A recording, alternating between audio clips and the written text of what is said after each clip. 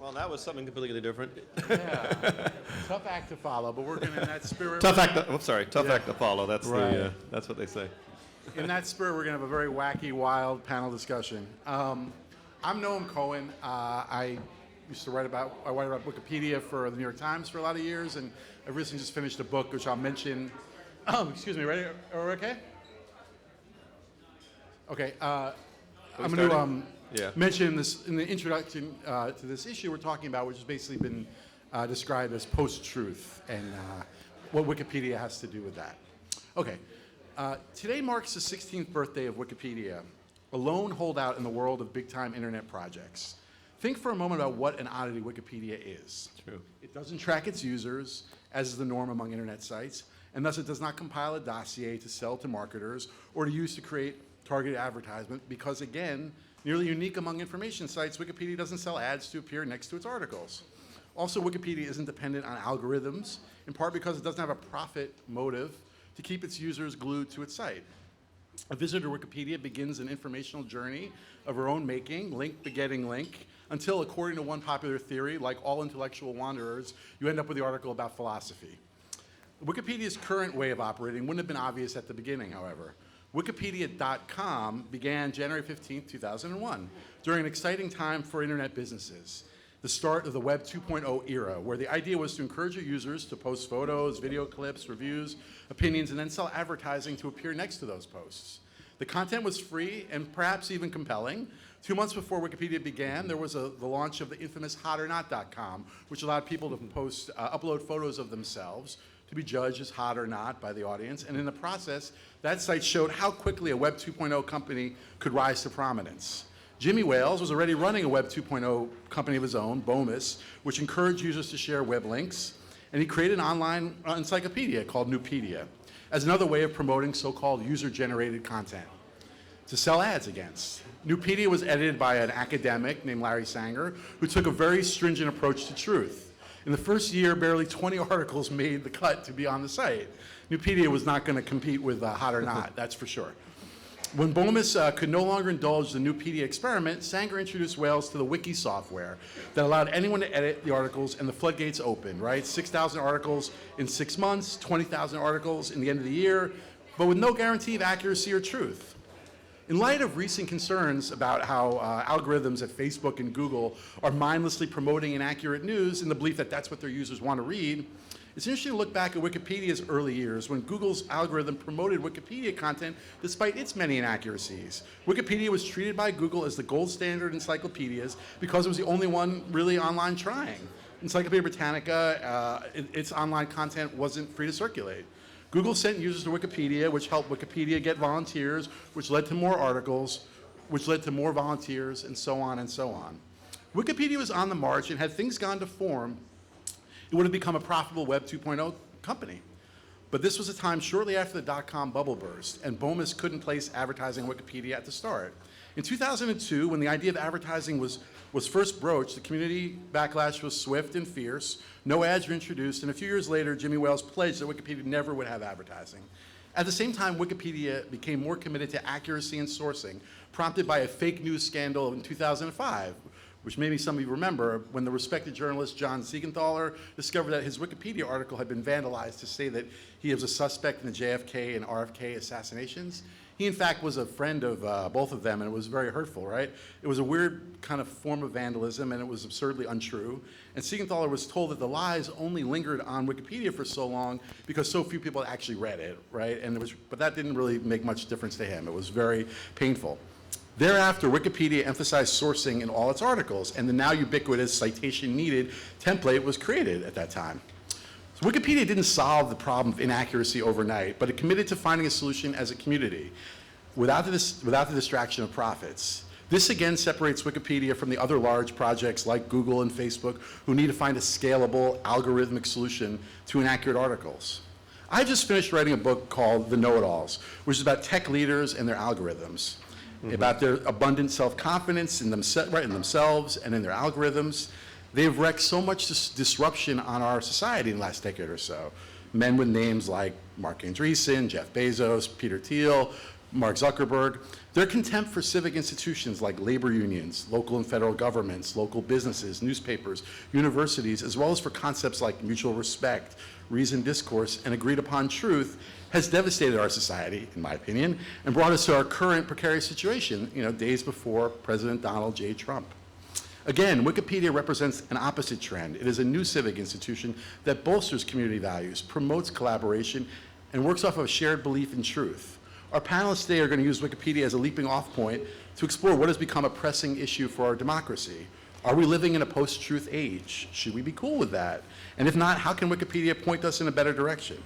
Katherine Maher here is Executive Director of Wikimedia Foundation, which is based in San Francisco, and whose mandate is to foster the health and productivity of the many Wikimedia projects. Katherine has been Executive Director since July, after serving as the Foundation's first Chief Communications Officer. Her career before then has been global in scope and devoted to using technology innovation to support human rights, good governance, and international development, including as a founding member of the UNICEF Innovation Team. Tim Wu is a policy advocate who until recently worked at the White House as well, and a Columbia Law professor whose new book, The Attention Merchants, asks what it means for our society when businesses intend to profit by attracting and holding our attention. Fake news is only the beginning of the potential problems that Tim details in his book. Please join me in welcoming them, and we're eager to hear your questions. So does anyone want to jump into those points, or? I guess I don't mind starting, and almost this might be a minor rant, so I'll try it. Well, maybe not at the Supreme Vermin level, but but I'm thinking about Wikipedia, and you probably will like to hear this, which is, the point is, can Wikipedia hold its head high at this point in our history?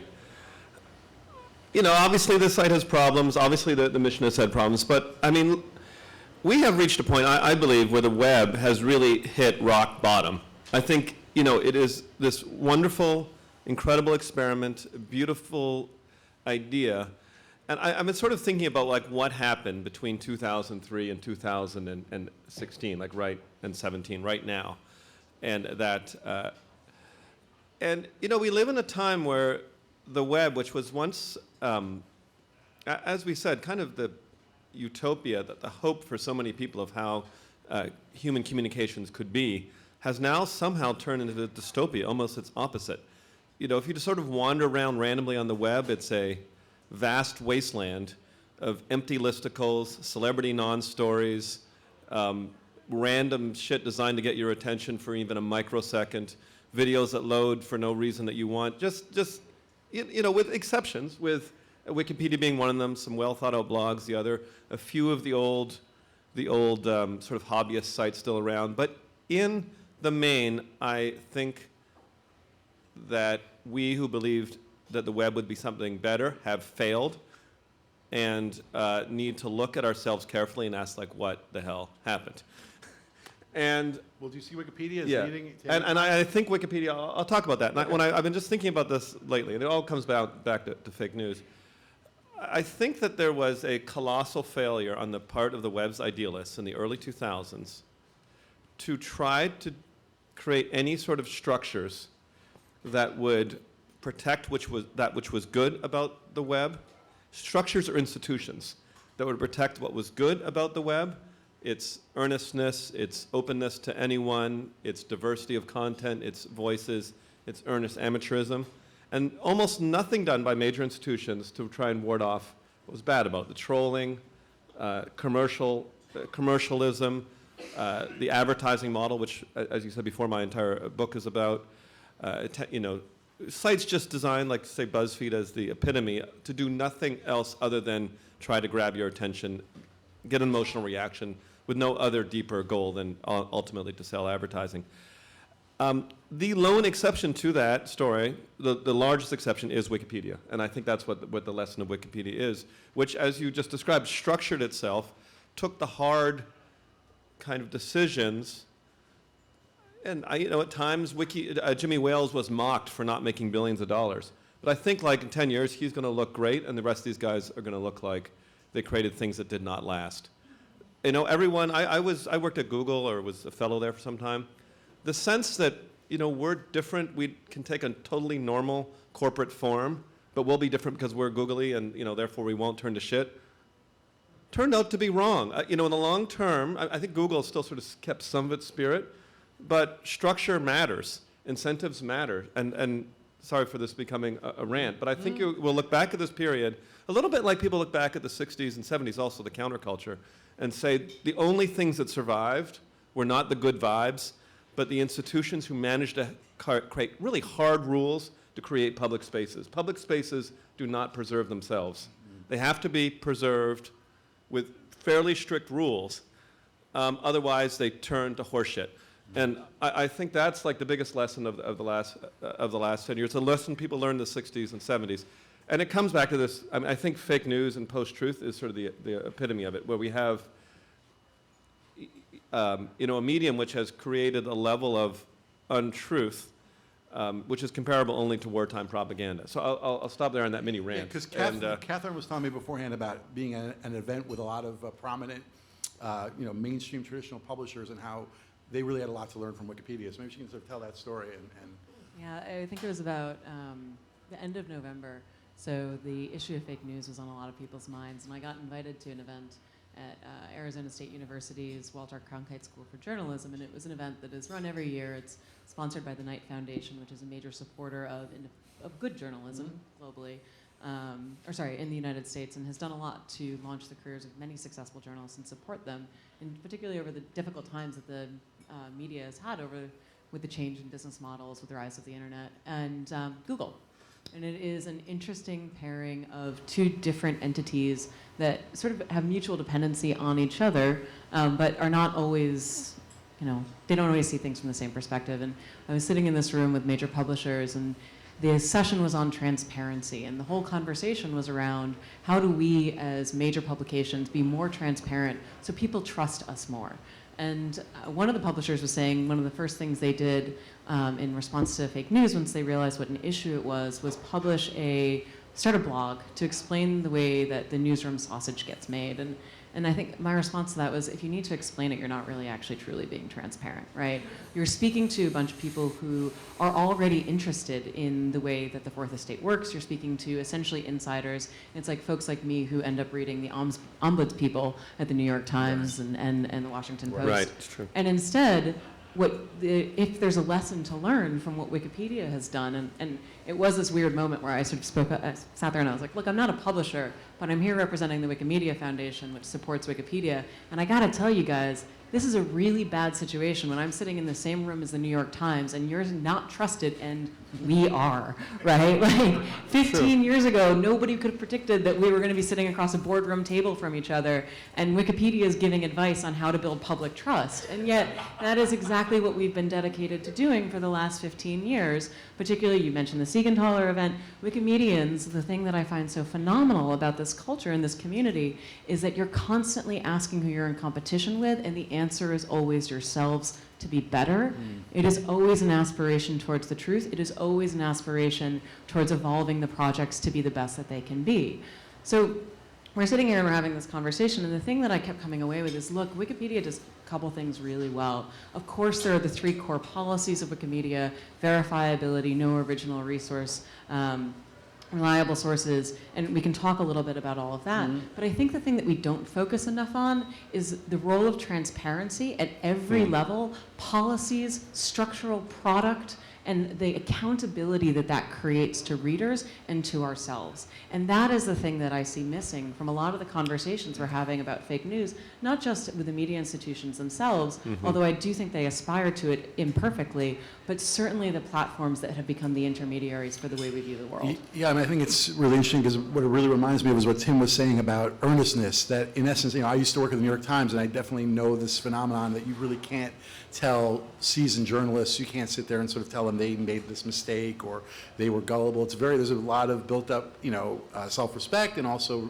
feeling that they are professionals. So it almost takes a kind of earnestness to sort of say, well, maybe what did we do wrong? And like you're saying, Wikipedia kind of reassessed a lot of things, and it's like Tim was sort of stating things about rules and structures and being earnest and sort of, I don't know how you quite get that back in the media because it's a for-profit business, it's under assault. I don't know how you can, but I think that building a community seems like key to all these values you're talking about. The only way to really fight. So I wonder, Tim, like even looking at the end of your book that you were, you were kind of sort of calling on people to sort of value their own time more and do the right thing with your own time. But is it really hopeless to think that we could have a society where our large institutions are respected, have clear rules, and like even I would think about the way even children are unregulated in YouTube videos, or clearly I have young children who their ads that are running on videos that are meant for young kids. And you used to have a feeling as a society that wasn't the right thing to do. So I wonder how are we going to get some grip back on our society? No, I think it's a great question. I think it's like the mission of our time. And I'm going to focus less on the media and on the web, because I actually think, I mean, between the two, let's say Facebook and the New York Times, I'm just going to say there's a huge gap between the level of responsibility going on there. Like, I don't think the Times or Washington Post have been perfect, but compared to the total shameless disregard for any responsibility. I mean, they've done some things, Facebook, but even the track record of the sites. And to me, so I think our mission, the mission of, let's say, people who love the web, people who believe in its promise, people maybe like yourselves vested some time into it, is to try to rebuild, recapture, make it better again.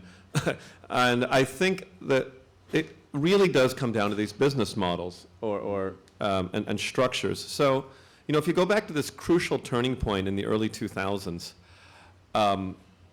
Facebook, Google, I'm going to focus on particular because Google was a fairly idealistic place. I don't know if anyone here worked there in the early 2000s and mid-2000s, but, do no evil was their motto. They obviously, like anyone, not anyone, but they certainly had a taste for money, but they were, in their hearts, do-gooders.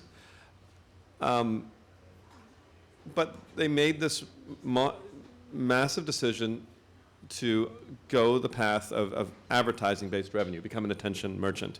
Thinking that, well, we can do this, we'll accept advertising, but it won't corrupt us because we're different, we're better, we're smarter, we're like, and all of them did. And Google was the leader, and then everyone followed, and then it's like, well, we figured it all out. We can give, everything is going to be free, and nobody even watches the ads anyway, they don't matter, and they're not going to corrupt us. Now, I would have trouble naming an online major platform that's gotten any better over the last couple of years for users as opposed to advertisers.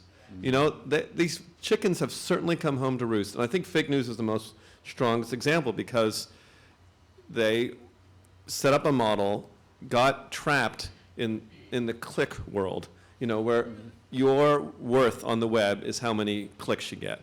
Like that has, it makes TV ratings look honorable by comparison. Like a whole world where it's all click-driven has really lowered our society and even it's like a threat to civilization. Click, click, click. So I don't know if you want to jump in there, but that is like the core root of the fake news problem is click as the profit-driven. Click is success. The number of clicks you have is success. That is the real core of the problem. And until you solve that, until you have institutions who that's not their entire incentives, I don't know where we get at this. I was just going to reflect on the fact it's so much more than fake news, as you were saying. There's a thing that we were looking at recently at the Wikimedia Foundation, where I believe it's a journalist for The Guardian has gone ahead and has taken out advertisements for the Wikipedia page on the Holocaust. Because if you search for whether or not the Holocaust happened right now on Google, one of the very first results you find is from a white supremacist organization that denies the Holocaust. And so this journalist has gone ahead and she's actually taken out ads that say, read this, the Holocaust happened, and link to Wikipedia. And it's very strange for us because we certainly don't invest in that sort of CEO. We don't buy ads for Wikipedia. And so we're going, well, this is an interesting differentiation. We've never seen this before. But it is so much more fundamental than the question of news. News certainly is an issue, but when we start getting into these places where you can have entire versions of history that are different based on the algorithmic stream you're sitting in, it starts to erode the common fabric of our conversation. Yeah, it's Right. interesting also in some ways you wouldn't even take an ad out for the New York Times because the New York Times never really writes an article, the Holocaust happened and here's what it was like. It's not really their job. And in some ways in this kind of individualistic world we live in with the web, you almost need these polls like Wikipedia to say, this is what the Holocaust is and here's what US is and here's how bills pass, all these kind of like important guidance and just you living in the world without any context, sort of the necessary context, I guess. You know, the thing that, one thing, there are so many things that scare me, but one of the things that, one of the first things that I did in sort of the second half of November was draw up a list of the things that I worry about for the health of Wikimedia going forward. And I have to say that, there are certain things that are just sort of fundamental to the way that we operate and exist, and it is around things like protections of safe harbor and protections from intermediary liability, and these are sort of policy protections that allow for not just Wikimedia, but almost every major website within the United States to be successful.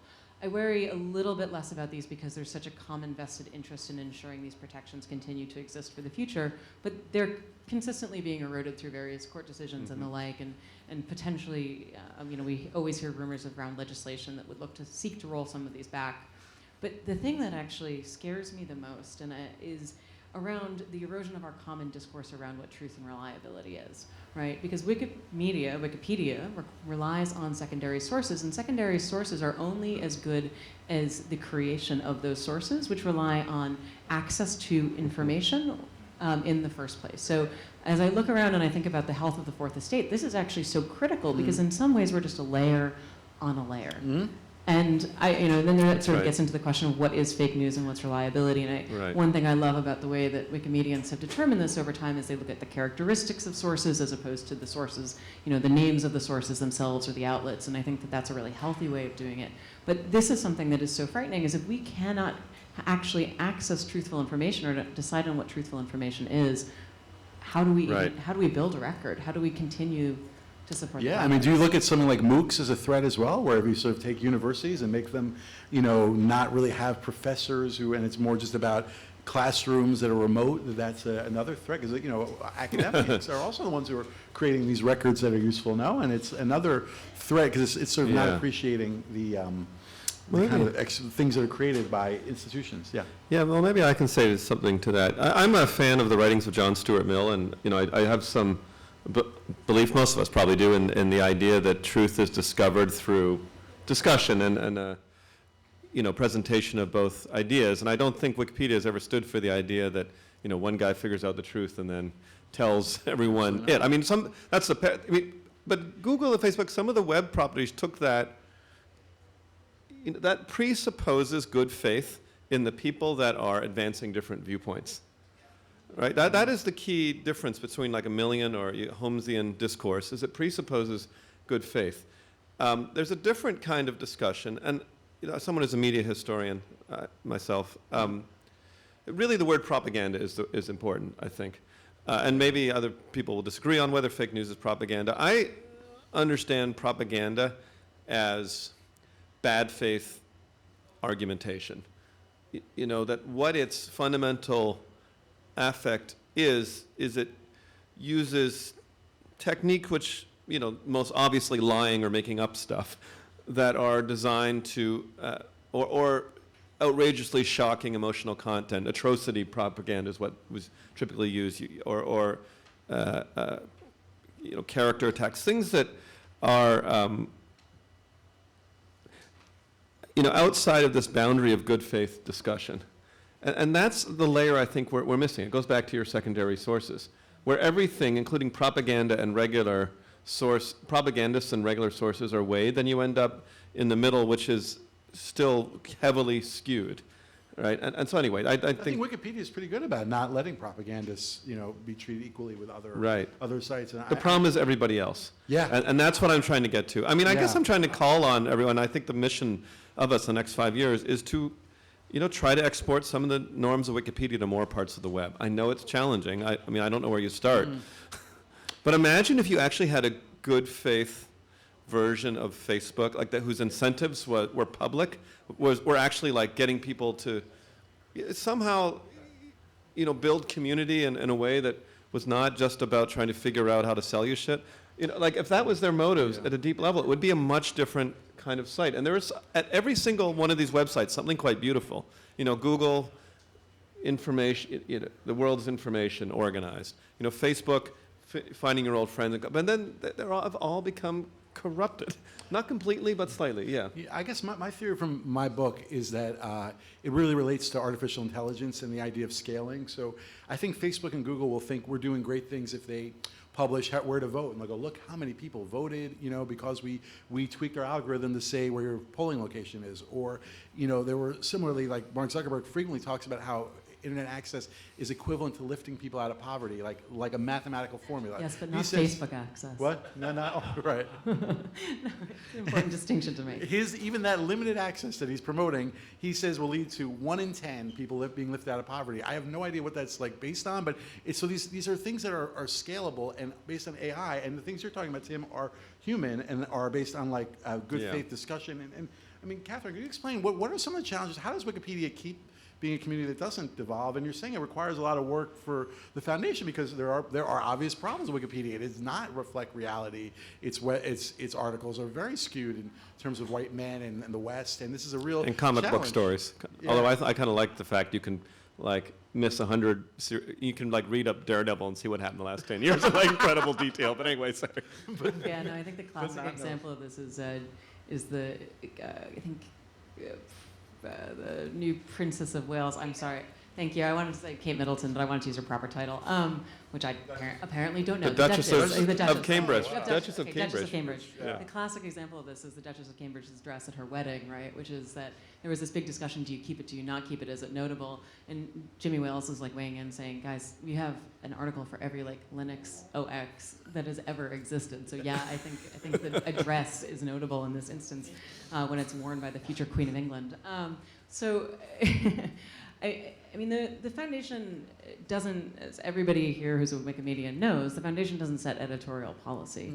Mm-hmm. Community members do. And one of the things that I've always loved about Wikimedia is that it is an organic entity. It grows and evolves in response to stimuli in the ecosystem around it. And so it means that we can continue to evolve towards a better version of ourselves, or we will, or we face pressures on us that are shaping and fundamental. I think that what the foundation can do is to provide support for voices in the community that are bubbling up, that are advocating for greater equity and representation, making sure that those things are available, making sure that policies are in place to support people, making sure that harassment isn't something that exists in Wikimedia the way that it does on other internet platforms, and making sure we don't backslide on values, right? And so one of the things that Tim mentioned was earlier around the impetus to click and why that matters. So Facebook has, I think, it has been reported that they have something that is essentially akin to a God metric, which is like the one metric that they look at to see how successful is Facebook, and it is time spent on site. Yeah, it's so low. Right? Which is so weird because sort of taking that to its nonsensical, just low, you know? nonsensical conclusion. You know, and I don't know if you've seen the ads for Facebook Lives that are up everywhere these days. I'm supposed to walk down the street with Facebook on. I'm broadcasting myself all the time. You know, it's like something in a super sad true love story. Like it's just out of science fiction. Taken to its logical conclusion, we're supposed to spend 24 hours a day on Facebook and not sitting here interacting, having conversation, thinking about the world. You know, Wikimedia doesn't have that. And when we've had conversations, this may be not widely known, we don't know how many people use Wikimedia every month. We have no idea. We can guess, we can estimate, we can sort of reverse triangulate on a bunch of different data, but we don't track individual users. And there have been conversations at time about how could we serve people better if we did, because we might be able to find improved pathways to learning. We might be able to understand where we're not serving communities around the world.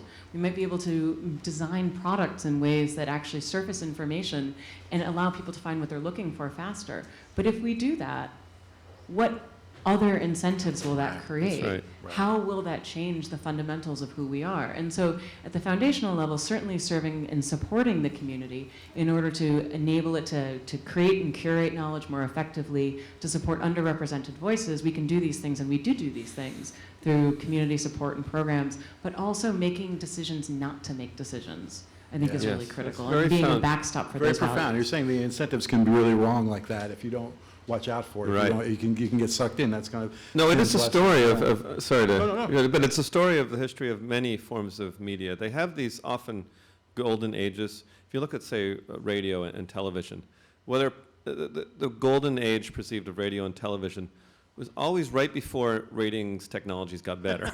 You know what I mean? And I'm serious. There's a certain softness that makes a huge difference. As soon as I like data as much as anyone else, but we have almost dangerous tendencies to fixate on numbers, and then make that like that's got to be everything. And so like TV in the late 50s was ruined by better ratings technology, where they knew exactly, and that's when they started canceling all the shows that were what people thought were so great about TV, like See It Now and Ed Murrell's show, because they replaced Ed Murrell's show with something called How Well Do You Know Your Wife? Like that was the moment, and I think the web took its turn to the worst. Frankly, when it adopted the advertising model with it's not going to ruin us, and then it became about clicks or time on site or whatever number like that. And I think you're exactly right that there's something, most of the most exceptional unless you really truly are exceptional. Yeah. And I don't mean that to say exceptional in the sense of having some sort of greater purpose. It's just that if you accept out and you are the exception to the rule, Right. then it allows you to be exceptional. But none of us are immune from the same Right. pressure. That's right. Unless we choose to deliberately remove ourselves. It's a good point. It's a little like teaching to the test.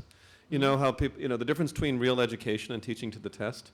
It's like once you set up this kind of quantitative metric that you aim for, and look, metrics can be useful sometimes, but they can also destroy good institutions.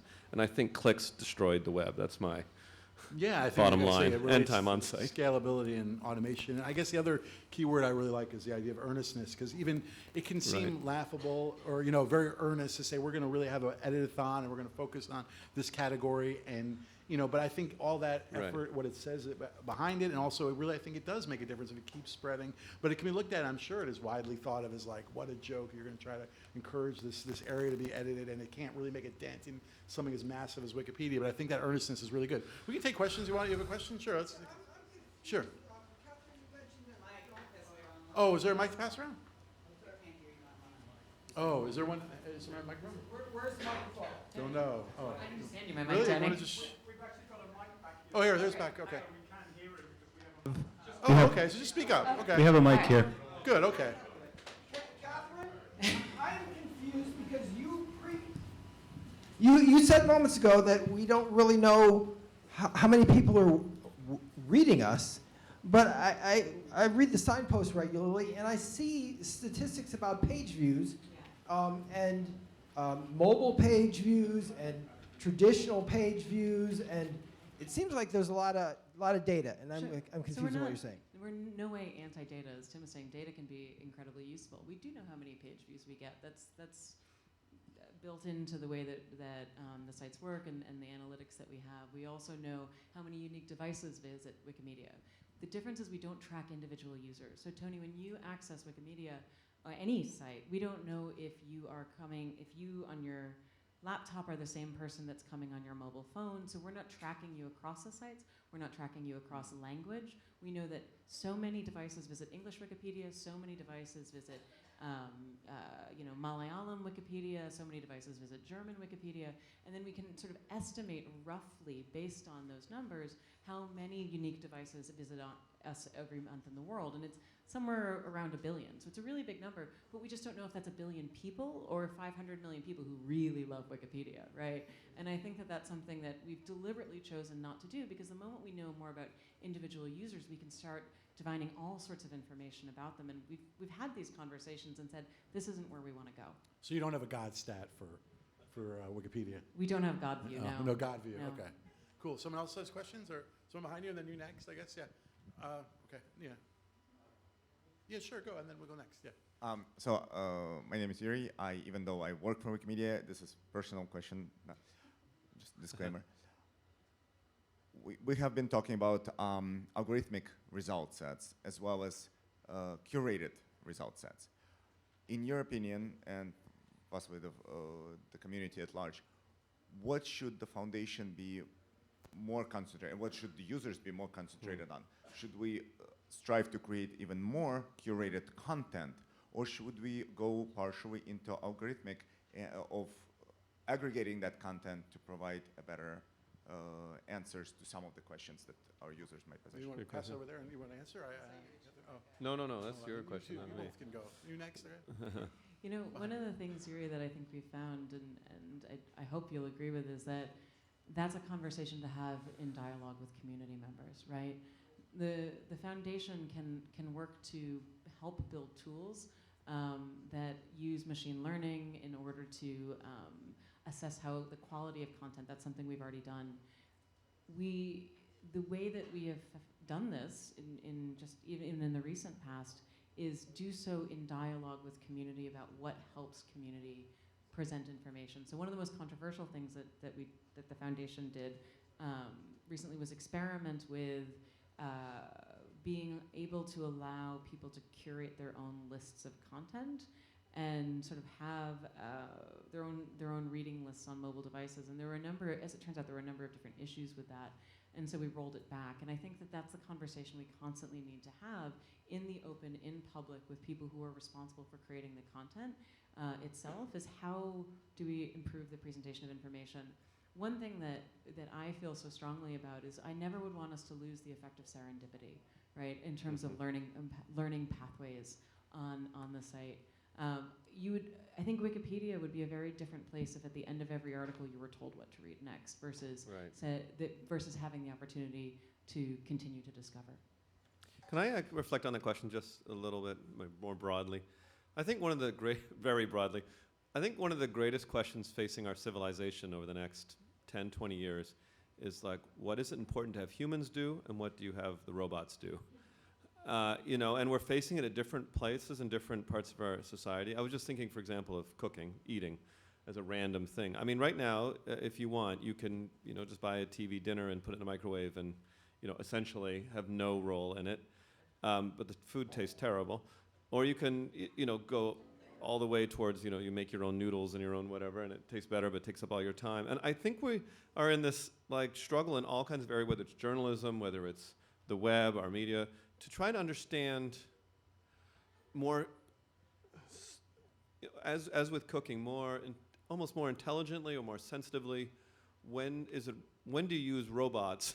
Not just because it's neat or you can do it, but because it like doesn't destroy something about what really matters, which is human connection, right? And I think that's a really like deep question. And I think what's happening is like the media is and the web, our communications media. We didn't have this question 100 years ago. Robots couldn't do anything. But this is like the hard question for us to get that balance right. It's going to be neither extreme. I think one of the things that I sort of reflect on is that I think Wikipedia proves that if you respect your users, they'll make good decisions, right? And what I mean by this is the sort of idea that we can use robots to tell people what it is that they want to read comes from almost a place of, I don't want to say paternalistic, but some form of, I can use paternalistic. I've gotten a paternalistic sort of assumption that I know better than you do about the way that you want to consume information or engage with information. And one of the things that Wikipedia assumes is that you're smart enough to figure it out for yourself, right? Like, use good judgment. Check. You know, if it says citation needed, you should probably check the citations, right? The information's all there. It's all transparent. If you have questions, you can dig into it. You know, use good judgment. That's trusted enough. And if your life depends on it, probably you should, you know, go to a secondary source. Right. Well, there's big differences between technologies which actually enable what it means to be human.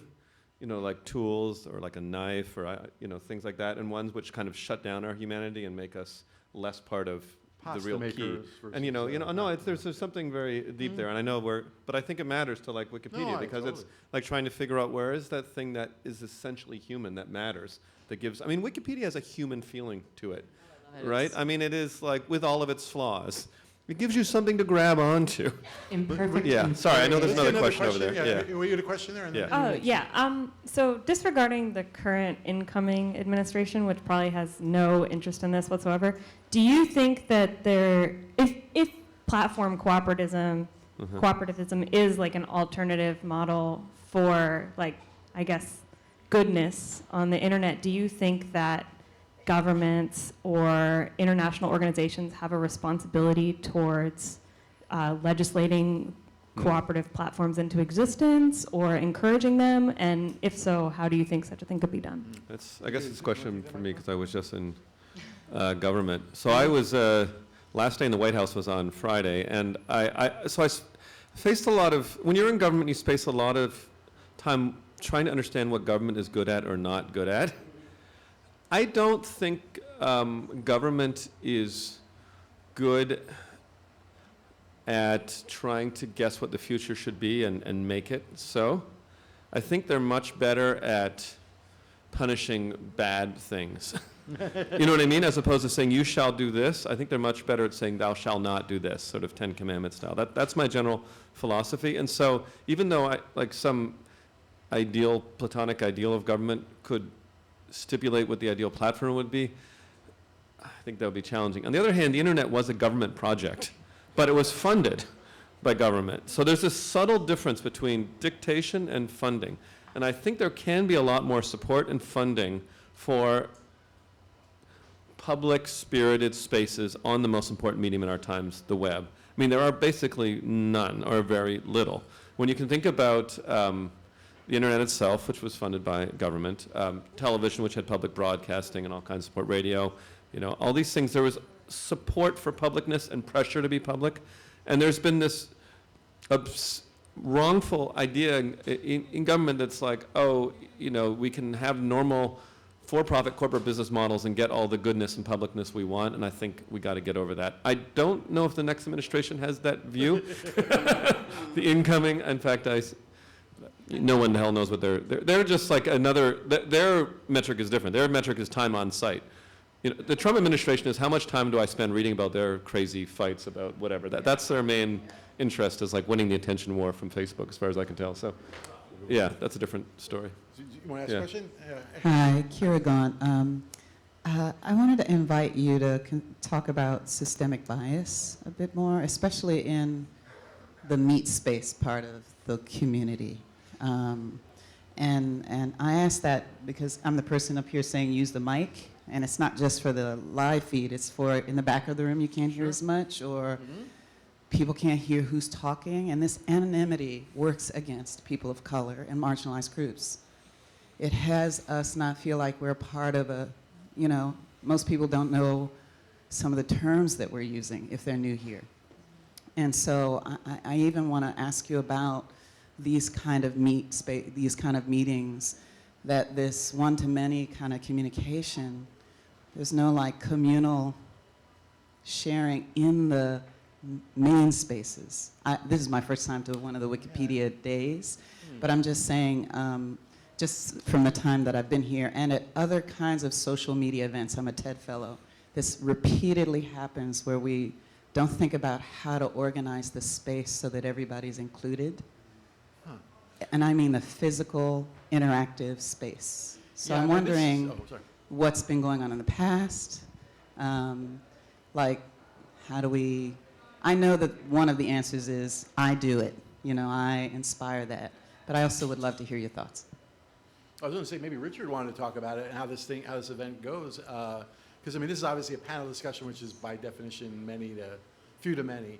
I think other events, I assume, are much more interactive. That's my memory of going to other Wikipedia events. But that's something Richard or Katherine want to explain more about how. I don't know if I can explain. I think I might be able to offer a reflection or two.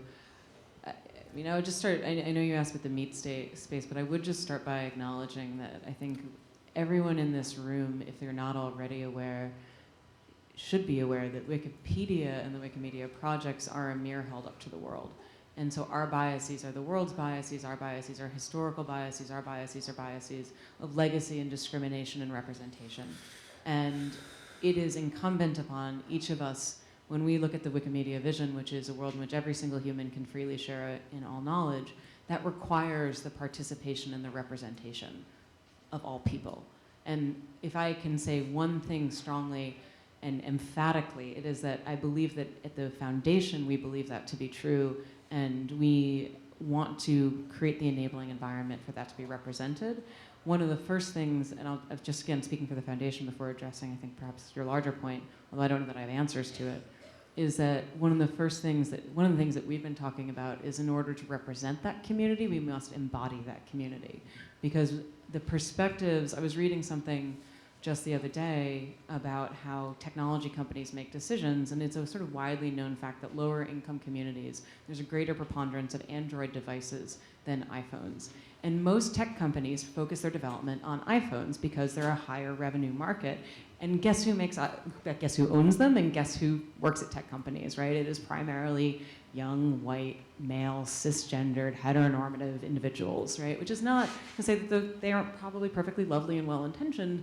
It's just that they can't see the biases that they can't see, or they can't see the biases when they're not reflecting on them. And so I think that one of the first things that we have to do at the Wikimedia Foundation is to work to embody the communities that we want to serve. And I can tell you right now, we don't do that yet. We have a long way to go, but it is something that we recognize that we need to do. And that, those sort of deep fundamental structural changes, I do believe then start to have impacts on the way that we think about funding, on the way that we think about organizing, on the way that we think about conversations, on the language we use, the places we have those conversations. Sitting here in the body that I embody, I am not the perfect person to answer those questions, and I fully recognize that. And so it does require bringing more people in. I don't know that I have more to say than that. I'm not asking for answer. Yeah, no, it's but I'm glad you raised the question. Yeah, it's definitely. You, Okay, that's how the microphone works. Side pocket on Wikipedia. I kind of came in a little late, so I'm sorry if this question was already addressed in the beginning. We live in this weird kind of paradoxical world where not only do a lot of humans believe in absolutes when it comes to data, but also the confusion between like the scientific method of processing data and what opinion is. And for example, we have a giant sign here that says, should we trust Wikipedia and the difference between high quality and low quality articles? When I saw the title that this was the post-truth panel leading up to and potentially the current administration, we've had this like muddiness of what is fact, what is opinion, and that's been this huge public discourse of, which is where we got the term fake news from, of that even if you have empirical information, that doesn't mean people are going to absorb it as information, because essentially there's such information and dialogue overload that no one can process it, and therefore everything could be swayed over with the right person, social engineering. So my question is there anything the Wikipedia Foundation and local communities can do into trying to help alleviate that sort of don't take Wikipedia for its word and do research on it and help out and stuff? Or do you think this is like a general United States and global public problem that we just have to water out in the next like 5+ years? So That we makes any spoke a sense. little. Do you want to talk about the Do you wanna get Wikipedia part? Or? back? I'll say a little bit about it. I mean, we did speak about this a little earlier, and I think. Do I? Oh, no. Oh, sorry. Can I answer a little bit, or Oh, do yeah, you want to take the no, questions? that's what I want to ask questions. I do think it comes a lot to business models and the incentives of I agree. the web, the main actors on the web. So, as someone who's interested in the history of media, there are periods like this, but they tend to be during wartime. Like the most, you have intense fake news during wartime because especially where the existential, the existence of a country is at threat, where the media and the governments will throw everything to one side and say we will say anything or do anything in order to win this war. World War I is a terrific example where the British really pioneered intense fake news, propaganda style stuff. But then there tends to be like a recovery from it. And the weird part is we're not in we're always at some kind of war, but we're not in this major existential war.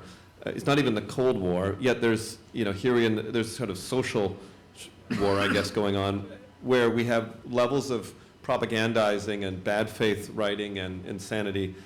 And how we recover from that, I think that it takes more than Wikipedia. I mean, we've said before, I think Wikipedia its methods are instructive to a lot of groups, but I really do think there needs to be a widespread revolt, and hopefully we're seeing it against fake news and propaganda, and some responsibility on the part of every single organization that is a media organization. Or I was thinking, if you're not asking really hard questions, if you're even vaguely in the media, you're almost certainly doing something unethical right now. And I just hope that in some ways ethics and morality come out, or otherwise just things get worse and worse. So that's where I think we are. Sorry. More and then- So oh, I yes. And just then will you- make a okay. comment. I feel you've, talked about, how is this going to change? I don't think anyone brought up about our young people. We have created a platform of communication where humanity was never brought into. And I think the only people that can solve it is our young people, and that comes with education. And I think where this all has to fall is back into, schools, the way we were taught penmanship.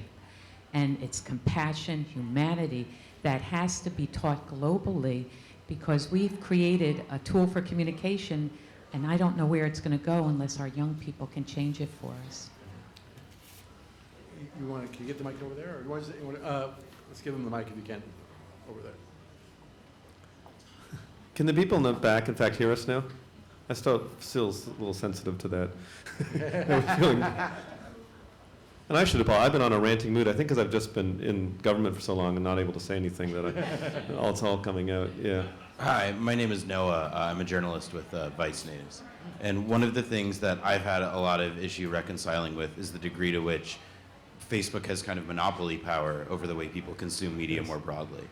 And we can discuss all of the different ways in which you can create controls and technologies or community norms and introduce them into Facebook and other social media services and other areas on the internet and make things better. But fundamentally, it seems like there's sort of a political and economic problem at the root of it, which is the amount of economic power concentrated within a handful of companies. And so absent technological, or even including technological reforms or advancing community norms that can make those spaces richer and better, they're still at the end of the day are like a set of incentives that are misaligned with community values of truth and honesty and transparency. And I'm not asking for what is the solution, but what does a way forward look like to you guys? Well, isn't it kind of implied in your question that if Tim was saying that government's strongest when it can say no to things, is that there should be breaking up these large monopolies? It just seems sort of self-evident that it is not in anyone's interest for Facebook and Google to have such control over advertising. Their being so large creates all these bad incentives, like you're saying. And localized web would be much better in every way, including aligning the incentives right. So I don't know why, Tim, I don't know Right. how you feel about that, and Catherine, but it seems like breaking up big monopolies would be among the easiest things to do to stop these bad incentives and to create much more competition and a better system. And you look back, even the breakup of Microsoft, or the raiding in of Microsoft was vital to having Google arrive. And it just seems natural that we're losing our way. I think that these companies like Facebook have learned that they're going to acquire anyone who could possibly rival them.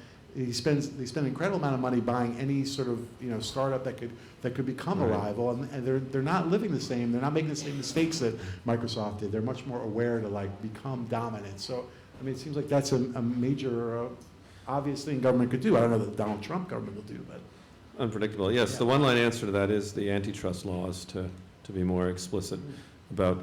I think in the United States, the speech environment in the United States is, because of the way this country is, largely determined by economic structure. And there's a tendency to be 20, this is my book, The Master Switch, 10 or 20 years, there's a new communications technology comes along, breaks everything open, and then it comes back together in these large sort of structures. And we are at a period where the internet's now popular internet's about 20 years old, and you see a sort of hardening. And the question is will or can something new break through, or have a couple, say 3 or 4 or 5 companies, kind of locked it up? And if so, what does that mean for the speech conditions? Locked it up with their view towards speech, which is essentially we are a pipe, and whatever happens, happens. And that that is the question. And I think it's a question for government. Is government? I would put it a little differently. One, you can break up companies. You can also say, does government make it possible for the next thing to destroy what's there? And I think that's a really important role. And that when I worked in antitrust, that was like, do we make it possible for the next Google, the next whatever, to destroy the earlier Google? Well, letting Facebook buy everything doesn't exactly make that happen. Yeah. Can I ask the question, because you spend a lot more time thinking about this, is you just referred to these companies as a pipe, and there's always the argument that you don't necessarily need to break them up, but you could regulate them, like they were the pipes, like they were the utilities. Yes. I'm interested in where you come down on that as you think about the conditions you just described. Right. Well, you know what? So I spent And a lot of I'm my not advocating necessarily. No, I for- spent a lot of my career on net neutrality, and so I would be. It all lies in what you mean by the word regulation, because I also know the long history of regulation. If it's done wrongly, it becomes career protection for a monopolist. The AT&T monopoly was regulated, and they were there for 70 years. So the question is, do you want Facebook for the next 70 years or not? There's some real danger. On the other hand, I mean, it depends what you mean by regulation. There's also, this is getting a little lawyerly, but there's also like saying, okay, you've gotten big enough, you can't buy anybody. You know, Instagram could have been a disruptive threat to Facebook, for example. Why that merger went through, I have no clue. I wasn't responsible for it. You know, it could be threatening Facebook. And there could, but ultimately also come back to this idea that maybe the moral revolution of the web and a more public entity. Like, someone here, we need to take back some of these things. Someone should take over Twitter and dedicate it to public purpose. There's my first target. Twitter has no business Twitter makes no sense as a for-profit company. You know what? They make. I know people are trying, they make no sense. I thought Peter Thiel might buy it, I've heard, so it's not. So, or not. No, there was an effort, I think, there was a Yes, I conversation know. among media companies, is could you make this as a Right. as a public entity? I'll admit that I was really fascinated by its valuation and how that really puts that out of reach. But Okay, I think that's all our time, but thank you everyone for being here. And thank you.